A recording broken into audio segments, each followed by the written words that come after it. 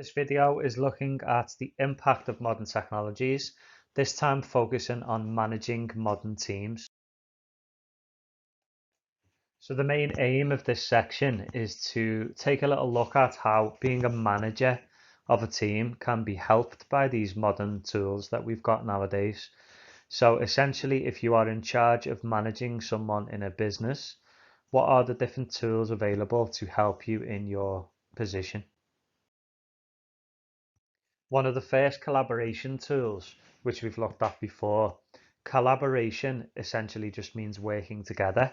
So one of the tools to allow us to work together is a shared document. And we've looked at this before in learning name A1. So this time it's looking at it from a manager's perspective.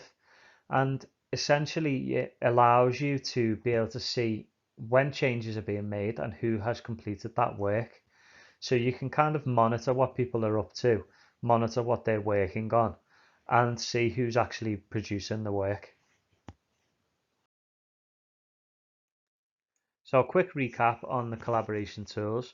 These shared documents mean that multiple people can work on something together, and that gives us a lot of advantages because they are online rather than printing the documents out. So the main advantage is that we can access it from any device which is connected to the internet. So this saves on printing costs because we don't have to print out all of the paper, and you would be surprised at how much that can actually save you in money. Obviously you've got less paperwork, which means you don't have to carry things around with you all the time. There's also a security issue there with the paperwork because if you were to lose anything, then that could cause some issues. You need less office space. So obviously if everything's stored in a digital format, you don't need to have lots of cabinets to store all of the paperwork in.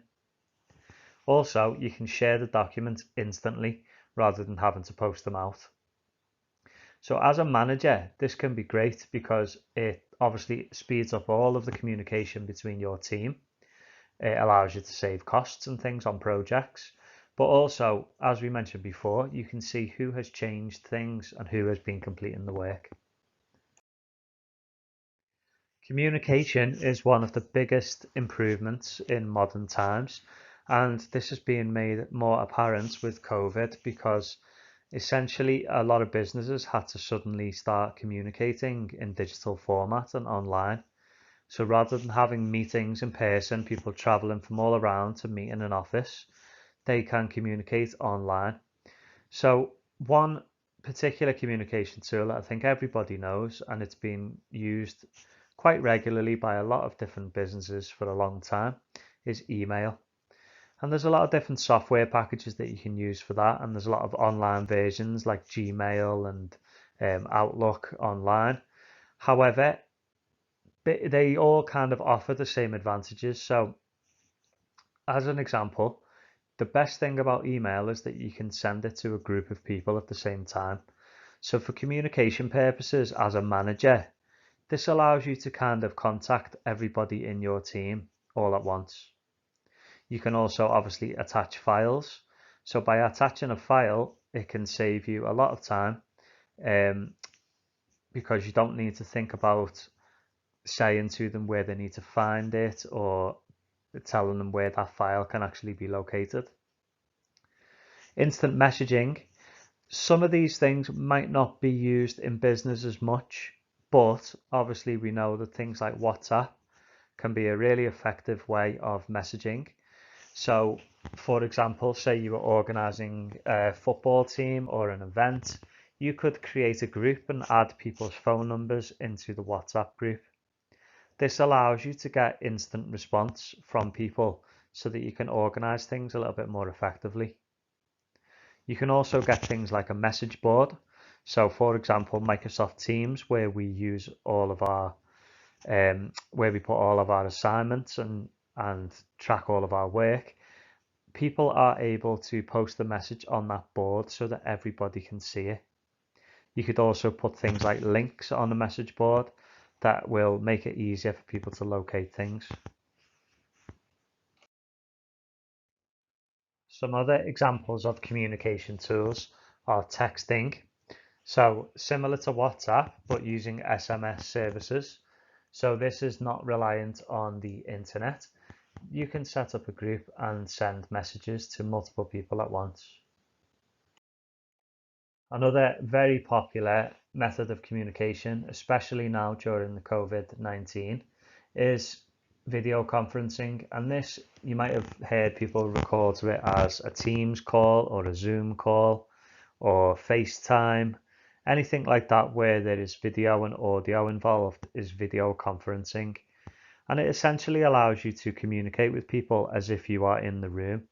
So obviously this has become paramount in the latest kind of situation in the world at the moment, because it makes things a lot easier for people to carry on their normal lives, but in a digital format. When we talk about communication tools, you might see something referred to as communication channels. Now, this just means what is the method that people are using to communicate. So you can kind of make a choice on which channels you are going to use. So companies can use the different channels such as websites, social media, email, live chat, or voice communication. So there's multiple different channels that we can use there. And we're going to take a little look at what you could use them for.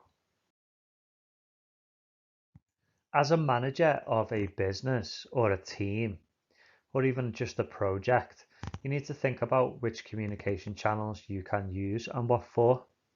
So one example is a website.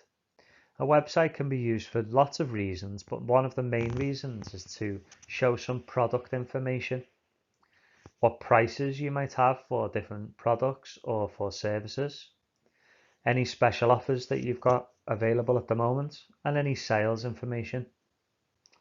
Social media can be really useful for communicating with your customers.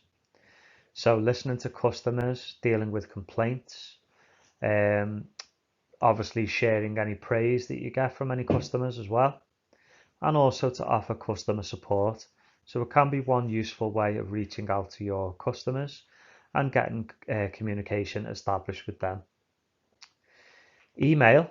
This could be used for some more serious complaints where it's a little bit more long-winded or a bigger concern. You could also use it for assistance as well. And this is all to do with your customers. Live chat. One way that you could use live chat, and you might have seen this on a lot of websites, is it pops up with a small chat window in the corner saying, "How can I help?" Now, a lot of these are actually bots, so they're actually computerized artificial intelligence.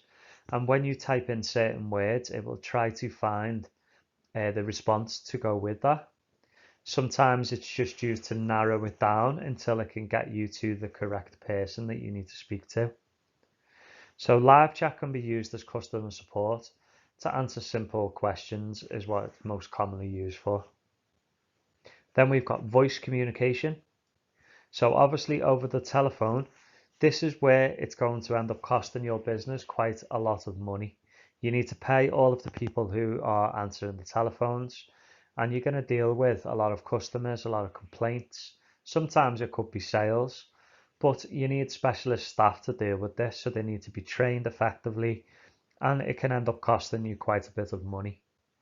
That is why a lot of the time you have waiting systems, queues on the phone, and a lot of the time you end up being put on hold for quite some time because a lot of companies just can't afford to pay the right amount of staff.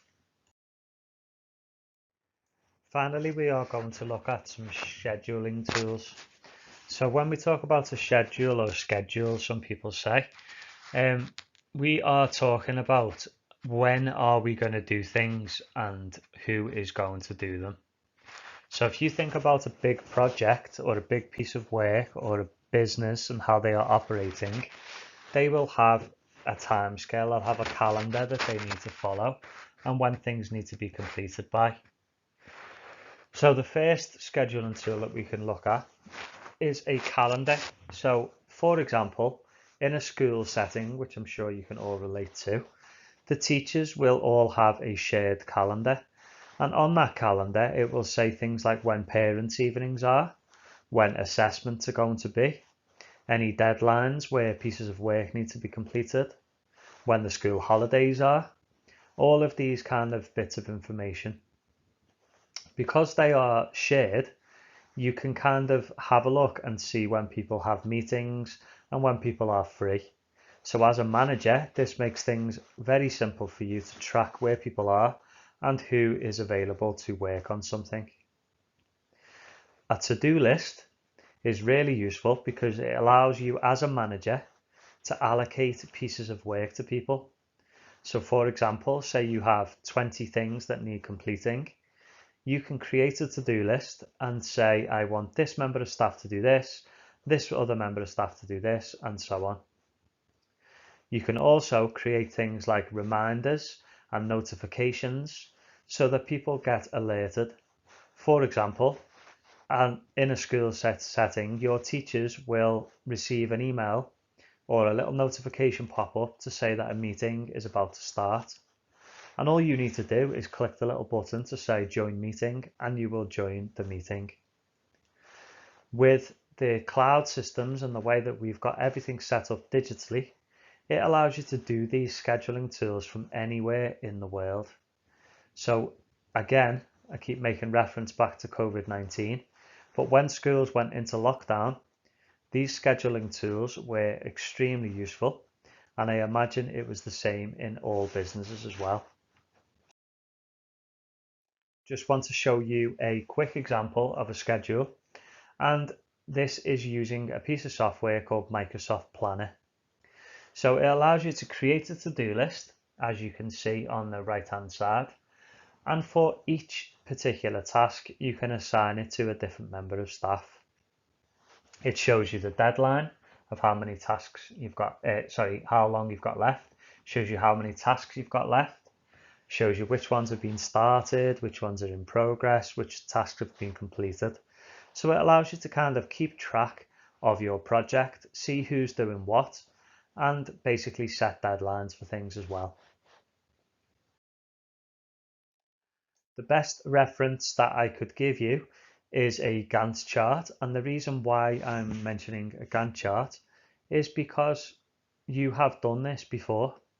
So as part of your coursework task, you've all created a Gantt chart. You've all had lessons on Gantt charts, and you should know what they look like and what they can be used for. So as a quick recap, they can be used in project planning. So as a manager, you can create a Gantt chart to break your task down into subtasks. You can give an estimated duration or an estimated amount of time for each task. You can add in deadlines and milestones, as in sort of a checkpoint during your project. You can give tasks to different people. And if there is any sort of delay, you can see what the impact might be on the project, because you can see how many tasks are still going to be remaining. Because of our collaboration tools, multiple people could work on this Gantt chart online and be able to update and make changes to it.